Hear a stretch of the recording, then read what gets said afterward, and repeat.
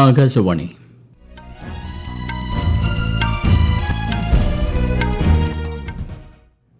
നമസ്കാരം. വാർത്തകൾ വായിക്കുന്നത് ഗോപകുമാർ.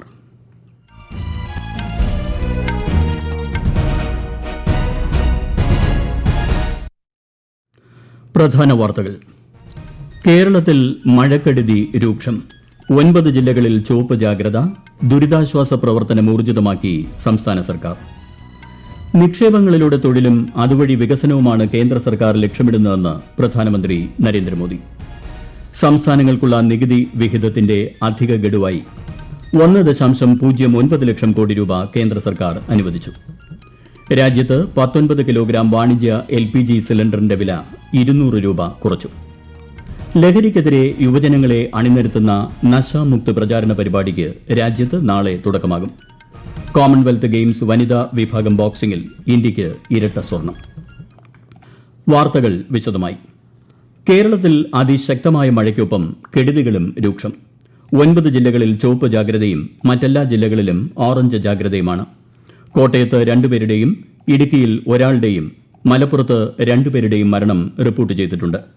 മഴ തുടരുന്ന സാഹചര്യത്തിൽ പൊതുജനങ്ങൾ അതീവ ജാഗ്രത പാലിക്കണമെന്ന് ദുരന്ത നിവാരണ അതോറിറ്റി അറിയിച്ചു. മോശം കാലാവസ്ഥയെ തുടർന്ന് കേരളം, കർണാടക, ലക്ഷദ്വീപ് തീരങ്ങളിൽ ഇന്നും നാളെയും മത്സ്യബന്ധനത്തിന് വിലക്കും ഏർപ്പെടുത്തിയിട്ടുണ്ട്. കേരളത്തിലെ മഴക്കെടുതി സാഹചര്യം മുഖ്യമന്ത്രി വി.ഡി. സതീശൻ മന്ത്രിമാരുമായും കളക്ടർമാരുമായും വിലയിരുത്തി.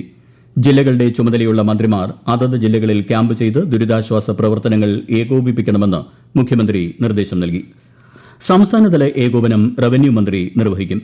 തിരുവനന്തപുരത്ത് മുതലപ്പുഴയിൽ കാണാതായ 2 പേർക്കായി കോസ്റ്റ് ഗാർഡും മറൈൻ എൻഫോഴ്സ്മെന്റും തിരച്ചിൽ തുടരുകയാണ്. മൈസൂരുവിൽ വിവേകാനന്ദ സാംസ്കാരിക യുവകേന്ദ്രമായ വിവേക സ്മാരകം പ്രധാനമന്ത്രി നരേന്ദ്രമോദി ഉദ്ഘാടനം ചെയ്തു. 1892 സ്വാമി വിവേകാനന്ദൻ നടത്തിയ ചരിത്ര പ്രസിദ്ധമായ മൈസൂരു സന്ദർശനത്തിന്റെ ഓർമ്മയ്ക്കായാണ് സ്മാരകം നിർമ്മിച്ചിരിക്കുന്നത്. വിവേക സ്മാരകത്തിലെ സ്വാമി വിവേകാനന്ദന്റെ പ്രതിമയിൽ പുഷ്പാർച്ചന നടത്തിയ പ്രധാനമന്ത്രി അവിടെ ധ്യാനത്തിലിരിക്കുകയും വൃക്ഷത്തൈ നടുകയും ചെയ്തു. കർണാടക മുഖ്യമന്ത്രി DK ശിവകുമാർ, ഗവർണർ താവർചന്ദ് ഗെലോട്ട് എന്നിവർ ചടങ്ങിൽ പങ്കെടുത്തു. നിക്ഷേപങ്ങളിലൂടെ തൊഴിലും തൊഴിലിലൂടെ വികസനവുമാണ് കേന്ദ്ര സർക്കാർ ലക്ഷ്യമിടുന്നതെന്ന് പ്രധാനമന്ത്രി നരേന്ദ്രമോദി. ആന്ധ്രാപ്രദേശിലെ ഭോഗാപുരത്ത് അല്ലൂരി സീതാരാമരാജു അന്താരാഷ്ട്ര വിമാനത്താവളം ഉദ്ഘാടനം ചെയ്ത ശേഷം സംസാരിക്കുകയായിരുന്നു പ്രധാനമന്ത്രി. 18,000 കോടി രൂപയുടെ വികസന പദ്ധതികൾക്കാണ് പ്രധാനമന്ത്രി ഇന്ന് സംസ്ഥാനത്ത് തുടക്കം കുറിച്ചത്. हमारी सरकार का मंत्र है इन्वेस्टमेंट से एम्प्लॉयमेंट. इसलिए सरकार ने अपनी तरफ से भी इन्वेस्टमेंट बढ़ाया. जब इन्वेस्टमेंट बढ़ता है तो रोजगार के नए अवसर बनते हैं और रोजगार बढ़ता है, परिवारों की जिंदगी बेहतर होती है और आंध्र प्रदेश में हम यही होते देख रहे हैं. സംസ്ഥാനങ്ങൾക്കുള്ള നികുതി വിഹിതത്തിന്റെ അധിക ഗഡുവായി 1.09 ലക്ഷം കോടി രൂപ കേന്ദ്ര സർക്കാർ അനുവദിച്ചു. ഈ മാസം 10-ന് നൽകേണ്ട പതിവ് വിഹിതത്തിന് പുറമെയാണിത്. സംസ്ഥാനങ്ങളുടെ വികസന മൂലധന ചെലവുകൾ വേഗത്തിലാക്കാനാണ് തുക മുൻകൂറായി നൽകിയതെന്ന് ധനമന്ത്രാലയം അറിയിച്ചു. ഉത്തർപ്രദേശിനാണ് ഏറ്റവും കൂടുതൽ തുക ലഭിച്ചത്, 19,208 കോടി രൂപ. മറ്റ് സംസ്ഥാനങ്ങൾക്ക് ആനുപാതികമായ വിഹിതം കൈമാറിയിട്ടുണ്ട്. 2026-27 വർഷത്തേക്കുള്ള ആദായ നികുതി റിട്ടേൺ സമർപ്പണം ജൂലൈ 31 വരെ 5.9 കോടി കടന്നതായി ആദായ നികുതി വകുപ്പ് അറിയിച്ചു. നികുതിദായകരുടെ വിശ്വാസവും കൃത്യനിഷ്ഠയുമാണ് രാജ്യത്തിന്റെ വളർച്ചയ്ക്ക് ഇന്ധനമേകുന്നതെന്ന് വകുപ്പ് സാമൂഹിക മാധ്യമത്തിൽ കുറിച്ചു. കഴിഞ്ഞ മാസത്തെ ചരക്ക് സേവന നികുതിയിൽ മുൻ വർഷത്തെ അപേക്ഷിച്ച് 15.4% വർധന. 2,11,205 കോടി രൂപയാണ് കഴിഞ്ഞ മാസത്തെ നികുതി സമാഹരണം.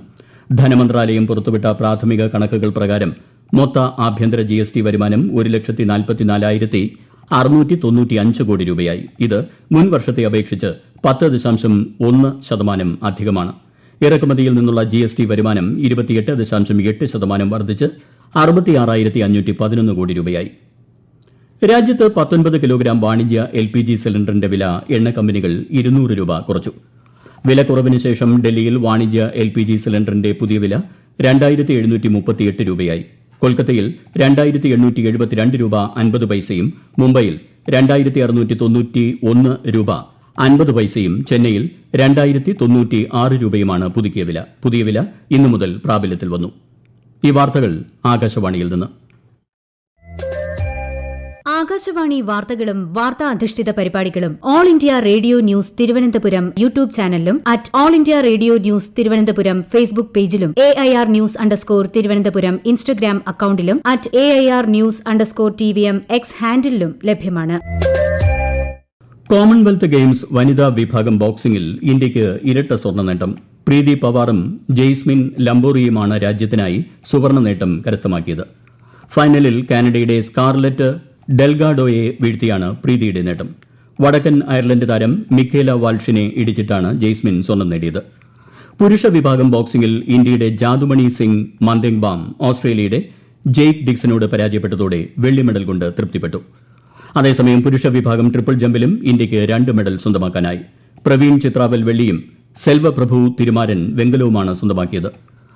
F57 ഷോട്ട്പുട്ടിൽ ഇന്ത്യയുടെ സൊമൻ റാണയ്ക്ക് സ്വർണവും ശുഭം ജയ്പാൽ വെള്ളിയും നേടിയതോടെ ഇന്ത്യയുടെ ആകെ മെഡൽ നേട്ടം 30 ഉയർന്നു. തായ്പേയ് ഓപ്പൺ ബാഡ്മിന്റണിൽ ഇന്ത്യയുടെ തൻവി ശർമ്മ വനിതാ സിംഗിൾസ് ഫൈനലിൽ പ്രവേശിച്ചു. സെമിഫൈനലിൽ ചൈനീസ് താരത്തെ നേരിട്ടുള്ള ഗെയിമുകൾക്ക് പരാജയപ്പെടുത്തിയാണ് തൻവി ഫൈനലിൽ എത്തിയത്. വിയറ്റ്നാമിന്റെ തുയി ലിൻ എൻഗുയനാണ് ഫൈനലിൽ തൻവിയുടെ എതിരാളി. ലഹരി ഉപയോഗത്തിനെതിരെ യുവാക്കളെ അണിനിരത്തുന്നതിനായി നശാമുക്ത് യുവ ഫോർ വികസിത് ഭാരത് സങ്കൽപ് അഭിയാന് പ്രധാനമന്ത്രി നരേന്ദ്രമോദി നാളെ വീഡിയോ കോൺഫറൻസിലൂടെ തുടക്കം കുറിക്കും. ഒരു റിപ്പോർട്ട്. നശമുക്ത് യുവ ഫോർ വികസിത് ഭാരത് സങ്കൽപ് അഭിയാന് നാളെ തുടക്കമാകുന്നതോടെ 100 ആഴ്ച നീണ്ടു നിൽക്കുന്ന ജൻ ഭാഗിധാരി പ്രചാരണ പരിപാടിയും ആരംഭിക്കും. രാജ്യത്തെ വിവിധ പ്രദേശങ്ങളിൽ നിന്നുള്ള യുവാക്കൾ പരിപാടിയിൽ പങ്കെടുക്കും.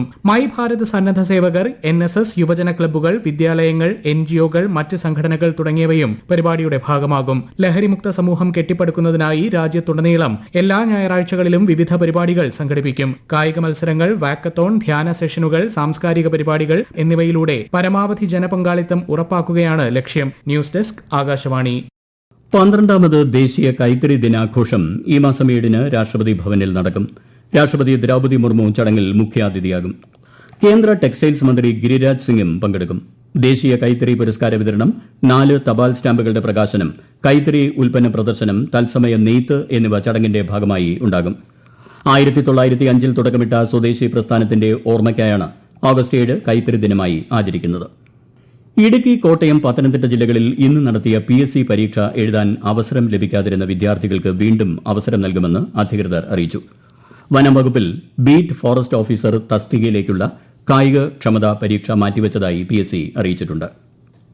പമ്പ നദിയിലെ വെള്ളപ്പൊക്കം കണക്കിലെടുത്ത് നിറപുത്തരി ചടങ്ങുകൾക്ക് ശബരിമല നട തുറക്കുന്ന നാളെയും മറ്റന്നാളും ശബരിമല ദർശനം നടത്താൻ തീരുമാനിച്ചിട്ടുള്ള ഭക്തർ കഴിവതും യാത്ര ഒഴിവാക്കണമെന്ന് തിരുവിതാംകൂർ ദേവസ്വം ബോർഡ് അറിയിച്ചു. നാവികസേന ഉപമേധാവിയായി വൈസ് അഡ്മിറൽ AN പ്രമോദ് സ്ഥാനമേറ്റു. 1990-ലാണ് ശ്രീ AN പ്രമോദ് നാവികസേനയിൽ അംഗമാകുന്നത്. 36 വർഷത്തെ സർവീസിനിടയിൽ സേനയിൽ വിവിധ കമാൻഡ്, നിർദ്ദേശക, കാര്യനിർവഹണ, നിയമന പദവികളിൽ അദ്ദേഹം സേവനം അനുഷ്ഠിച്ചിട്ടുണ്ട്. ഇന്ത്യയും ചൈനയും തമ്മിലുള്ള അതിർത്തി വ്യാപാരം സിക്കിമിലെ നാഥുല ചുരം വഴി പുനരാരംഭിച്ചു. 6 വർഷത്തെ ഇടവേളയ്ക്ക് ശേഷമാണ് വ്യാപാരം വീണ്ടും തുടങ്ങുന്നത്. ഇരു രാജ്യങ്ങളും തമ്മിലുള്ള നയതന്ത്ര ബന്ധത്തിൽ വലിയൊരു പുരോഗതിയാണിത്. തിങ്കൾ മുതൽ വ്യാഴം വരെയായിരിക്കും വ്യാപാരം നടക്കുക. രജിസ്റ്റർ ചെയ്ത വ്യാപാരികൾക്ക് പ്രതിദിനം 2 ലക്ഷം രൂപ വരെയുള്ള വ്യാപാരം നടത്താം. ഇന്ത്യയും റുവാണ്ടയും തമ്മിലുള്ള ഉഭയകക്ഷി വ്യാപാരം വിപുലമാക്കാൻ ധാരണയായി. ന്യൂഡൽഹിയിൽ നടന്ന പ്രഥമ ഇന്ത്യ റുവാണ്ട ട്രേഡ് കമ്മിറ്റി യോഗത്തിലാണ് തീരുമാനം. വിപണി ലഭ്യതയിലെ തടസ്സങ്ങൾ പരിഹരിക്കാനും തീരുമാനിച്ചു. മരുന്നുകൾ, യന്ത്രസാമഗ്രികൾ, വസ്ത്രങ്ങൾ എന്നിവയുടെ കയറ്റുമതി കൂട്ടാൻ ഇന്ത്യ താൽപര്യം പ്രകടിപ്പിച്ചു. പ്രധാന ധാതുക്കൾ, ഡിജിറ്റൽ സാങ്കേതികവിദ്യ, ആരോഗ്യം, കൃഷി എന്നീ മേഖലകളിൽ ഇരു രാജ്യങ്ങളും തമ്മിൽ സഹകരിക്കാനും ധാരണയായി. പ്രധാന വാർത്തകൾ വീണ്ടും. കേരളത്തിൽ മഴക്കെടുതി രൂക്ഷം. 9 ജില്ലകളിൽ ചുവപ്പ് ജാഗ്രത. ദുരിതാശ്വാസ പ്രവർത്തനം ഊർജിതമാക്കി സംസ്ഥാന സർക്കാർ. നിക്ഷേപങ്ങളിലൂടെ തൊഴിലും അതുവഴി വികസനവുമാണ് കേന്ദ്ര സർക്കാർ ലക്ഷ്യമിടുന്നതെന്ന് പ്രധാനമന്ത്രി നരേന്ദ്രമോദി. സംസ്ഥാനങ്ങൾക്കുള്ള നികുതി വിഹിതത്തിന്റെ അധിക ഗഡുവായി 1.09 ലക്ഷം കോടി രൂപ കേന്ദ്ര സർക്കാർ അനുവദിച്ചു. രാജ്യത്ത് 19 കിലോഗ്രാം വാണിജ്യ LPG സിലിണ്ടറിന്റെ വില 200 രൂപ കുറച്ചു. ലഹരിക്കെതിരെ യുവജനങ്ങളെ അണിനിരത്തുന്ന നശാമുക്ത് പ്രചാരണ പരിപാടിക്ക് രാജ്യത്ത് നാളെ തുടക്കമാകും. കോമൺവെൽത്ത് ഗെയിംസ് വനിതാ വിഭാഗം ബോക്സിംഗിൽ ഇന്ത്യയ്ക്ക് ഇരട്ട സ്വർണം. വാർത്തകൾ കഴിഞ്ഞു. അടുത്ത വാർത്താ പ്രക്ഷേപണം രാത്രി 8:35.